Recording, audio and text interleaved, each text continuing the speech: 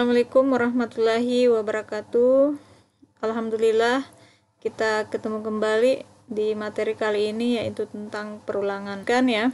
Jadi di bahasa pemrograman itu ada namanya perulangan. Jadi ini sering kita gunakan. Dari menggunakan bahasa pemrograman apapun itu pasti ada namanya perulangan. Mau namanya PHP, ada Python, ada termasuk ini ya, bahasa pemrograman C++ atau bahasa C dan lain sebagainya, itu sering menggunakan perulangan.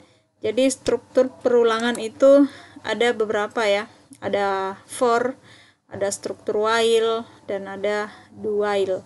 Jadi perulangan itu sendiri adalah proses mengulang-ulang, jadi tidak berhenti. Jadi sepanjang kondisinya masih bernilai true, itu tidak akan berhenti.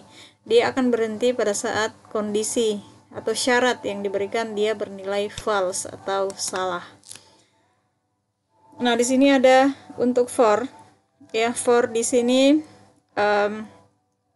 ya karena kita menggunakan bahasa pemrograman C++ ya. Jadi ini kita akan nanti praktekkan di bahasa pemrograman C++, dan Ibu percaya bahwa semuanya sudah menginstal aplikasi ini ya, bahasa pemrograman ini. Bahasa pemrograman C++ sudah terinstall semua pastinya di laptop atau komputernya kalian semua. Nah, untuk for ya, struktur for ini ada inisialisasi, jadi pemberian nilai awal, terus selanjutnya ada syarat, selanjutnya ada penambahan atau pengurangan. Jadi sepanjang syarat ini terpenuhi, maka pernyataan di bawahnya itu yang ada dalam scope listing program, pernyataan itu akan dilakukan sepanjang syarat yang diberikan itu terpenuhi, dan akan berhenti kalau tidak terpenuhi lagi. Nah, perulangan sendiri ini, itu perulangan for digunakan untuk mengulang suatu proses ya, yang sudah diketahui jumlah perulangannya. Contohnya seperti ini ya. Jadi kita sudah tahu nilai awalnya 5 ya. Jadi syaratnya sepanjang A ini, sepanjang 5 ini ya, 5 ini lebih besar sama dengan 1 ya, maka itu akan dicetak A. Jadi A itu mulai dari 5 ya. Jadi akan mencetak apakah 5 ini lebih besar sama dengan 1, berarti cetak A, berarti A ini 5. Nah, selanjutnya dia akan ke sini. A ini kan bernilai 5 tadi ya. 5 dikurang 1, 4 ya. 4. Jadi sekarang A-nya bernilai 4. Kalau A bernilai 4 ya, A bernilai 4. Nah, di sini di syaratnya ada apakah 4 lebih besar sama dengan 1? Masih ya. Masih benar.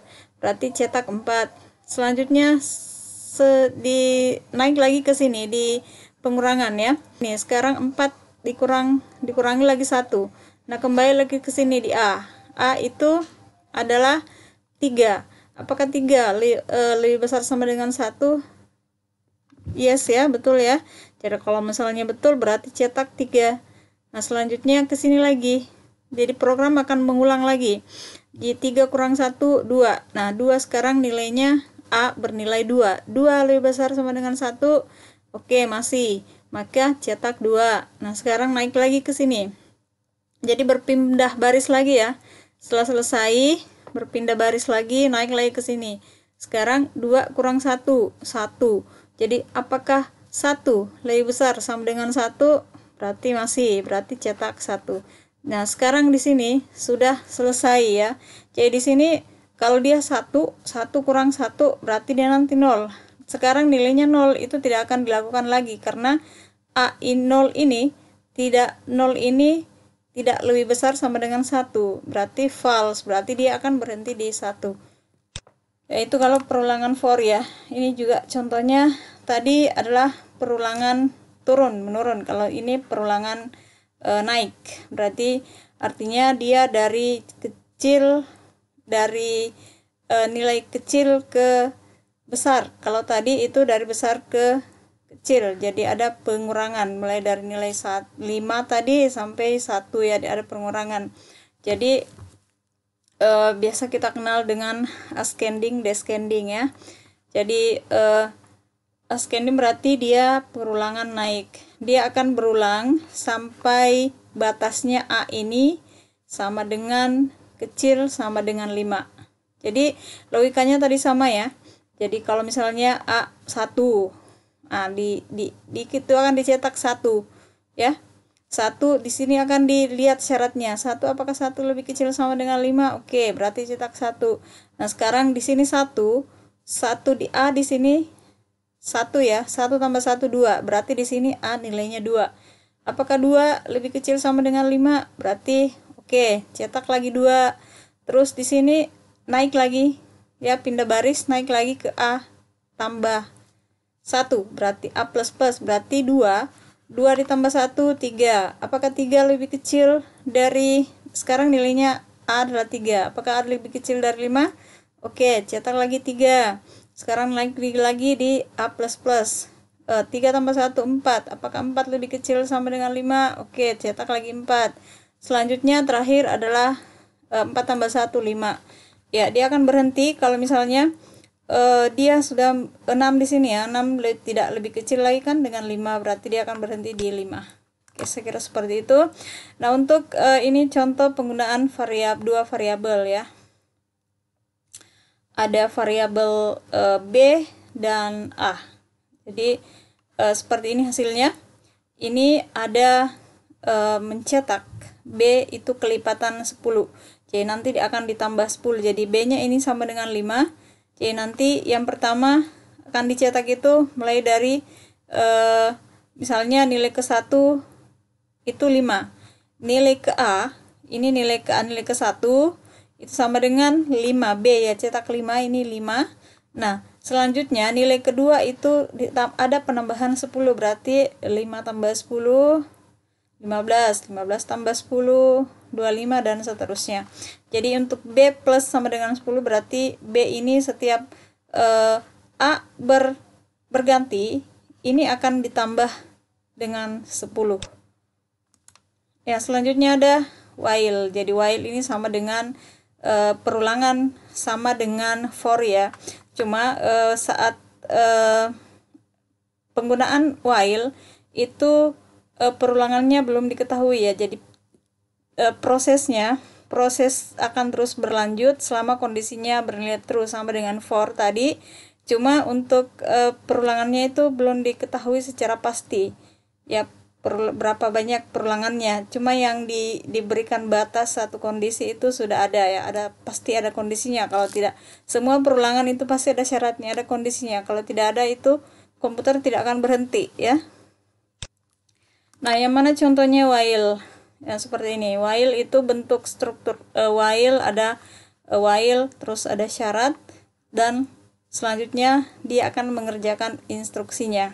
Ya, syaratnya dulu dilihat. Setelah itu kalau dia syaratnya bernilai benar, maka instruksinya akan dikerjakan. Jadi contohnya seperti ini. Jadi nilai A, cetak nilai A ya. Misalnya di sini ada A, sepanjang A lebih kecil sama dengan 10, maka cetak nilai A. Jadi dia akan bertambah terus ya sampai A ini lebih kecil sama dengan 10. Jadi nilai awalnya itu 1, jadi dia akan mencetak 1, terus setelah itu 1 tambah 1 2, dia akan memeriksa lagi 2 masih lebih kecil 10, cetak lagi 2 3 dan seterusnya. Ya, ini juga contoh while bisa dilihat ya. Jadi semua contoh program yang ada di slide di setiap pertemuan itu harus diketik ya, harus diketik sebagai latihan. Jadi disimpan baik-baik filenya. Nanti pada saat terakhir insya Allah ibu akan minta filenya ya dalam satu folder, nanti foldernya ya. Jadi kelas dulu, name dan nama. Jadi nanti ibu akan ambil misalnya di dalam folder itu, buat lagi folder, misalnya folder pertemuan ke-5 misalnya, pertemuan ke-5 contoh program 1, contoh program 2, contoh program 3, itu semua harus ada. Jadi semua yang ada di slide, yang contoh program yang telah Ibu bagikan, itu semua diketik karena listingnya kan sudah ada ya. Kalian tinggal ketik saja supaya banyak-banyak latihan. Ya. Ini contoh penggunaan while juga ya. Jadi bisa diketik nanti. Ini pada saat di run outputnya seperti ini. Jadi ada pemasukan nilai ya. Ini ada chain A. Jadi masukkan nilai A selama B ini ya, B-nya 1 ya. Jadi misalnya kita masukkan nilainya ada 5. Berarti B ini masih lebih kecil sama dengan 5. Itu akan dicetak selama sebanyak 5 kali ya, 5 kali. Jadi masukkan nilai 1, itu akan muncul lagi sebanyak 5 baris. 5 baris. Jadi dia akan berulang 5 baris sepanjang nilai yang diinputkan itu B lebih kecil dari A ya. Ya pastinya karena B ini 1 ya. Jadi kalau misalnya kita cuma menginputkan 0 ya pasti tidak bisa, karena B ini 0 itu tidak lebih kecil dari A ya. Misalnya di sini 1 kita inputkan 0, berarti 1 lebih kecil sama dengan 0. Itu tidak kan? Berarti itu tidak akan diproses. Nah, selanjutnya ada do while ya. Jadi perulangan do while sama dengan while ya, pada dasarnya sama. Cuma yang membedakan adalah kalau do itu yang pertama kali dilakukan adalah instruksinya. Nanti baru diperiksa syaratnya. Berbeda dengan while. Kalau while syaratnya dulu baru instruksinya. Coba kita lihat contohnya. Ini bentuk struktur dari do while, ada do, instruksi, syarat. Jadi bisa saja kalau misalnya menggunakan do while bisa saja dilakukan instruksinya dulu ya, dicetak instruksinya pada saat setelah dicetak baru dilihat syaratnya. Jadi bisa saja nanti tercetak tanpa melihat syarat. Berbeda dengan while itu syaratnya dulu, sepanjang syaratnya bernilai true maka instruksi akan dilakukan. Nah, ini contohnya untuk perulangan do while ya. Jadi misalnya seperti ini ada perulangan dari 1 sampai 7. Ini jadi nilai awal sudah ditentukan 1 ya. Jadi cetak nilai awal 1. Jadi ini langsung lakukan ini cetak A. Cetak A sampai dengan 7 ya. Setelah semua dicetak ini, baru dia akan masuk ke syarat. Apakah yang sudah dicetak itu sudah memenuhi syarat A lebih kecil sama dengan 7? Nah, nanti dia akan mencetak semua dulu baru masuk. Tapi kalau misalnya dia sudah mencapai A ini lebih 8, misalnya 8 di sini, A tidak lebih kecil dari 7, itu akan berhenti. Jadi sepanjang dia masih lebih kecil sama dengan 7, maka dia akan melakukan proses perulangan. Nah, selanjutnya ini adalah contoh di dalam bahasa pemrograman juga ada namanya goto ya. Jadi ini biasanya digunakan untuk pemilihan pilihan atau ada lompatan, misalnya perulangan yang digunakan untuk lompatan atau melompat. Jadi pada saat kita memilih itu akan ada muncul nilai data yang sudah kita tentukan sebelumnya. Misalnya kita pilih 1 misalnya, dia akan go to data yang sudah kita cetak sebelumnya. Jadi seperti ini bisa dilihat contoh programnya. Jadi ada beberapa contoh program di sini ya. Kalau tidak salah kurang lebih ada 4. Jadi nanti untuk pertemuan 6 ini ada 4 contoh program yang harus ada dan insya Allah nanti Ibu akan ambil filenya, termasuk nanti tugasnya. Kalau ada tugasnya berarti file tugasnya juga Ibu akan ambil. Nah, sekarang di dalam perulangan ada juga namanya for, ya, bersarang ya, perulangan bersarang for. Jadi bukan saja percabangan bersarang ya, tapi if bersarang, tapi di sini juga ada for bersarang. Nah, contohnya seperti ini, artinya ada for di dalam perulangan ya, perulangan di dalam perulangan. Perulangan ada juga perulangan di dalamnya. Misalnya di sini contohnya, di sini kita bisa lihat ya, nilai A itu sudah nilai awalnya 1 ya. Terus sepanjang A lebih kecil dari 5 itu akan dilakukan perulangan. Nah, coba kita lihat di sini ada outputnya seperti ini. Jadi dia tanda dolar ini akan dicetak code tanda dolar ya, sebanyak. Jadi nanti dari listing program ini akan muncul output seperti ini. Nah, coba kita lihat misalnya A1 ya, 1 lebih kecil dari 5 sama dengan 5 ya, lebih kecil sama dengan 5. Nah, ini karena ini true, maka dia akan langsung masuk ke sini di for int B sama dengan A. Jadi B ini sama dengan A, berarti B sama dengan 1 karena nilainya tadi ada 1 ya, ada 1. Nah, setelah itu ya, setelah nilainya tadi ada 1 ya, sekarang kita lihat di sini 1, apakah 1 lebih kecil daripada 5? True ya, true. Nah, sekarang code yang dolar 1 kali, berarti nanti akan ada dolar 1 kali di sini ya. Nah, setelah itu naik lagi ke sini, ke B, naik lagi ke B. Nah, 1 tambah 1 berarti sama dengan 2. Sekarang kembali lagi ke sini, B-nya sama dengan 2 ya, B-nya sama dengan 2. Kembali ke sini, B sama dengan 2. Apakah B masih lebih kecil dari 5? Yes. Kalau masih kecil dari 5, cetak lagi tanda dolar 1 kali lagi. Jadi sejajar ya. Sudah ada 2 tanda dolar, 1, 2. Nah, sekarang di sini nilainya naik lagi ke B++. Jadi 2 nilainya tadi ada 2 ya. Tambah 1 lagi. 2 tambah 1 berarti 3. Apakah 3 ini B ya? 3 masih lebih kecil dari 5? Yes. Kalau yes berarti cetak lagi 1 kali ya untuk tanda dolarnya. Nah, kembali lagi ke B++.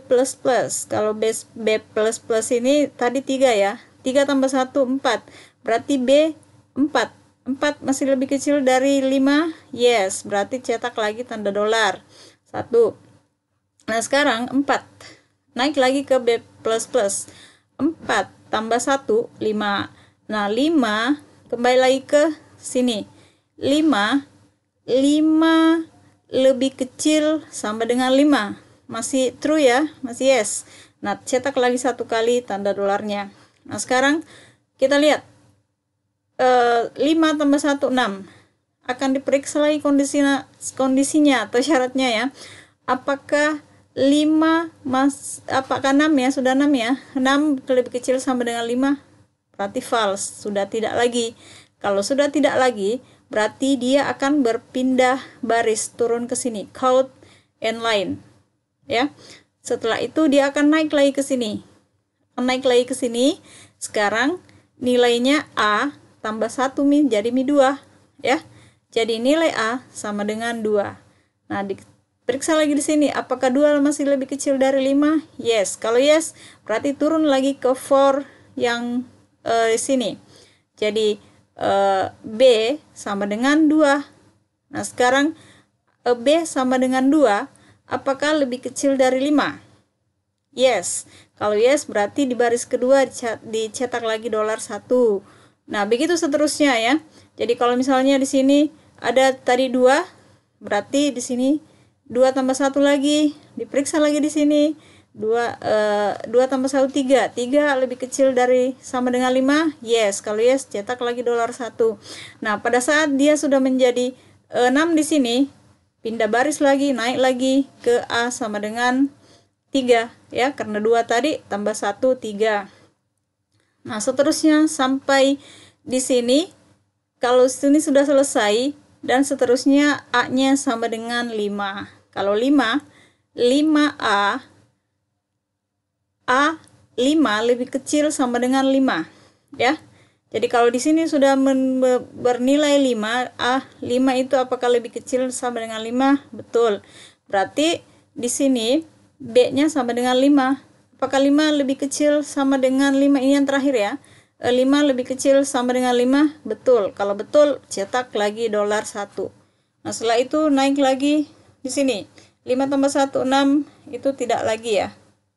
Kalau 6 itu tidak lebih kecil sama dengan 5, berarti dia akan berhenti di 1 kali saja mencetak untuk A-nya nilainya sama dengan 5. Ya, saya kira seperti itu ya. Mungkin agak-agak bingung juga logikanya, nanti kita akan jelaskan ulang lagi.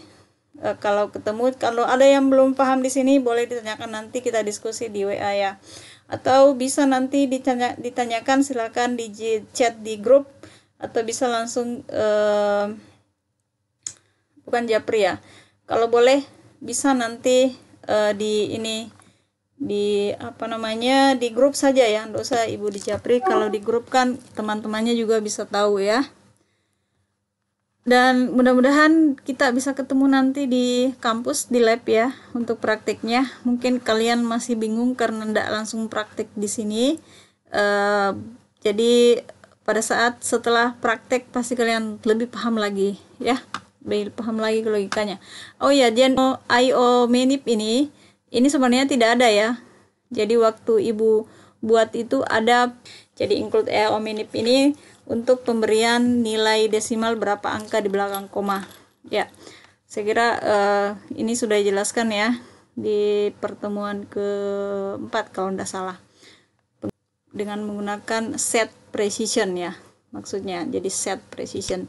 Oke, saya kira cukup untuk pertemuan kali ini. Oh, ternyata ada tugasnya ya. Silahkan kalian membuat tugas ya, contoh program sederhana saja dengan menggunakan struktur for bersarang, jadi outputnya bebas. Silahkan, yang jelasnya ada menggunakan for bersarang ya, ada banyak contohnya kok. Jadi nanti kalian buat, silahkan, ada banyak di YouTube kah, di Google ada banyak, silahkan dibuat, bebas, outputnya bebas, yang jelasnya menggunakan struktur for bersarang. Oke, saya kira cukup untuk pertemuan kali ini. Ibu akhiri dengan ucapan wabillahi taufik wal hidayah. Wassalamualaikum warahmatullahi wabarakatuh. Dan tetap jaga kesehatan.